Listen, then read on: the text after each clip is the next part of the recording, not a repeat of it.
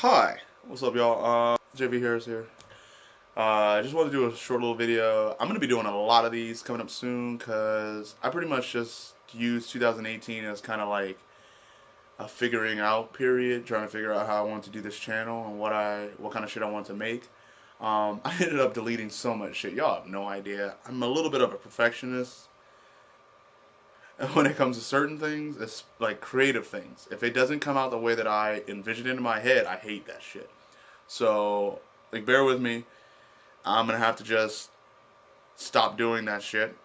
Like, I heard some good advice from a comedian I look up to who kind of has a similar problem, and he said you just have to start putting shit out. You just gotta start doing more of it as much as you can, because honestly, in today's society, shit turns over so quickly. News stories, all that shit. You're old news quickly as fuck, like quick as fuck. So I'm just trying to enjoy life and do something, find a career that I actually enjoy doing. I got a lot of shit that I'm working on. Quick little video I wanted to do on MMA, specifically Jon Jones. I used to be really into mixed martial arts, really into it. Used to train, used to compete a little bit, used to go to a gym and fucking do all the shits. Did judo, did wrestling, did like an American style kickboxing, did Muay Thai, did Kaju Kempo. I did a whole bunch of shit just because I was like, fuck it, let's do it. And loved it. Not complaining about that. But kind of got out of it, and similarly got out of like watching the UFC and all that shit. I used to watch that shit religiously. I mean, there wasn't a new fighter on a roster that I couldn't name and give you a little bit of background on. Like, it was, I get, like I said, like I think I've said this before, but if I haven't said it before, I get obsessive about certain things, and that's a problem I have. So I have a very addictive personality. And one thing that I was highly addicted to was just like UFC shit, honestly. Anyways, let's talk about Jon Jones. So it just recently was announced that they are planning to move UFC 232 to LA to avoid the Nevada State Athletic Commission. Now, why they're doing this is because apparently Jon Jones tested positive for what they called an minuscule amount of turnable, whatever that shit is. Anyways, tested positive for that. It's the same shit he tested positive for 18 months ago. Now, the reason they are moving the fight card and not ixnaying it completely or kicking him off of it is because apparently it is such a minuscule amount that it does not matter. Therefore, he has not made an infraction, or he's not technically broken any rules. Everyone else's opinion is, nah, that nigga dirty. It's not even a question. Like, bro. Now, this is coming from a avid Jon Jones fan. Huge Jon Jones fan. I have been chomping at the bit to get him back in the UFC. Since that dude whooped DC, I've been like, yo, get him back. Get him back. Like, clearly, he whooped his ass. Get him back. Now, in most people's mind, it's the fact, like, he admits, like, he's kind of a cokehead. And he used to do coke, and a lot of that shit would get mixed in, and unfortunately, he tests positive for certain drugs. Now, he's not, I don't believe he's technically taking, what's it called? Steroids or PEDs. But at the end of the day, like they had with marijuana. Now, marijuana's not a banned substance. I think they actually changed that. I'm going to have to do some research on that, but I'm pretty sure they did. So for a lot of people, like, they don't care about marijuana anymore. And a lot of fighters are now starting to utilize marijuana, and I bet the Diaz bros are just like, fuck all y'all, fuck all y'all. Fuck you. All you motherfuckers are on steroids. All you motherfuckers, all you're on steroids. At this point, we're looking at it, and a lot of people are, including me, who avid Jon Jones fan, I think this is a little iffy. This is a little iffy. There's not much you can really say beyond this besides Jon Jones tested for something that he shouldn't have, and now they're clearly moving the fight to avoid any other, problems with the Nevada Athletic Commission. Nevada State Athletic Commission? Yeah, whatever that is.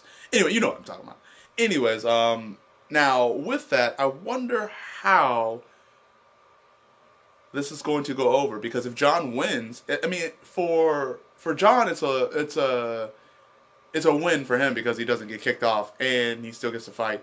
But it's a lose. One, it's a loss for everyone who bought those tickets in Nevada, for everyone who's coming from out of town, from everyone who made hotel arrangements, for everyone who planned to be in Vegas. This is a giant smack in the face for a lot of people who are against fighters using PEDs and that kind of thing.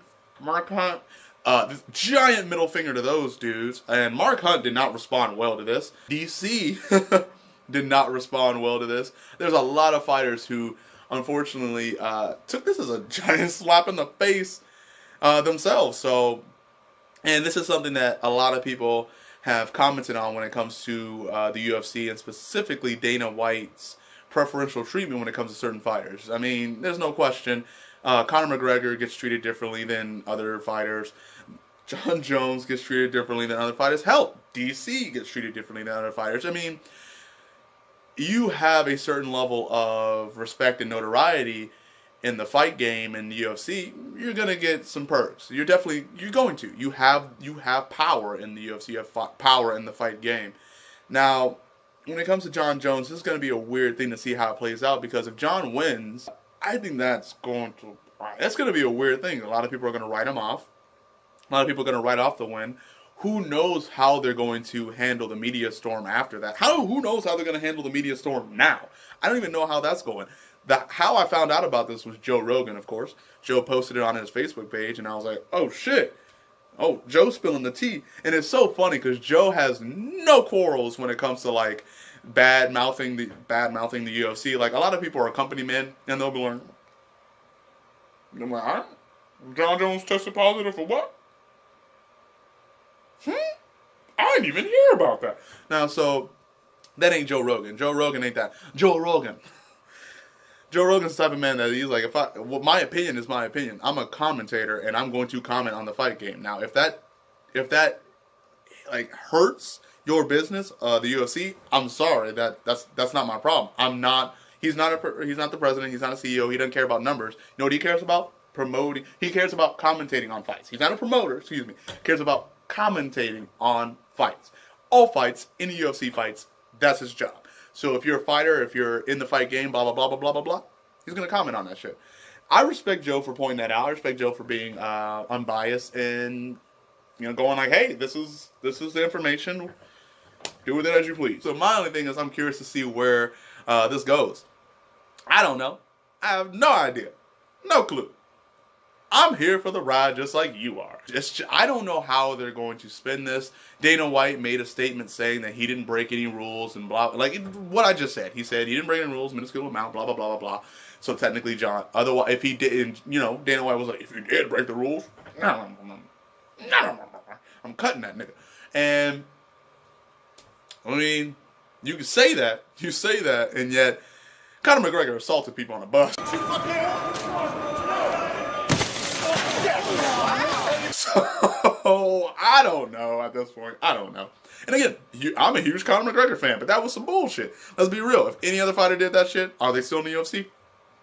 Fucking, who is it? Who is it? Now, this is not an apples-to-apples comparison, but Simtex, Paul Daly. He got banned for life for ever fighting in the UFC for throwing a punch after the fight ended, and I mean, but then again, he kind of did it the most bitch way. He kind of walked up to Josh Koscheck like he was gonna shake his hand, and then just went yeet, and I mean, just tried to rock him with a left hook. Oh! Daily punches. And then Dan Miragliotta, I'm pretty sure it was Big Dan Miragliotta, grabbed, put him in that, and said, no. Dan Miragliotta. Was holding him, yelling at him, scolding him like a child. And I get that. That's a little bit different. And also with the Conor McGregor situation, it's not like that is literally solely that situation with Paul Simtex Daly, that was literally just him. That was just him. Like, no one else could be faulted for that. He's going up to shake his hand. Dan Miragliotta can't have known that. He stopped the fight. It is unprecedented that this ever happens. Most dudes are gentlemen. Even if you're salty, you'll be like, fuck you, I don't like you. You don't even want to shake his hand, but you're not going to throw punches. Most professionals in the UFC. Most. But I get that with the McGregor situation, that was a different that was completely different in the sense that you can't only hold McGregor responsible. The fact that they didn't have security on hand and he made it into the building with a fucking gaggle of other dudes, like literally a mob, like came in like a mob, like an Irish gang, just literally ran in there wreaking havoc, fucking hooligans. You had a whole bunch of hooligans run into a fucking building that is supposed to be secured. This is a UFC event. This is a press event. This is supposed to. So you're just telling me I could have ran in with my boys and we could just fuck shit up? Because if that's the case, no, I wouldn't do that. I'd get arrested immediately. But yeah, I just wanted to talk about that because it was just a weird situation. And I'm not sure how they're going to come out of this. I have no idea what the UFC is going to do, and I can't wait to see. I'm definitely going to still watch this fight. Gustafsson Jones 1 was probably, it's widely considered the greatest fight of all time. At least the greatest light heavyweight fight of all time. I'm curious to see what happens. Jon is, again, one of my favorite fighters, so I want to see him compete. But at the same time, I will be one of the first to admit that this is fishy. This is no.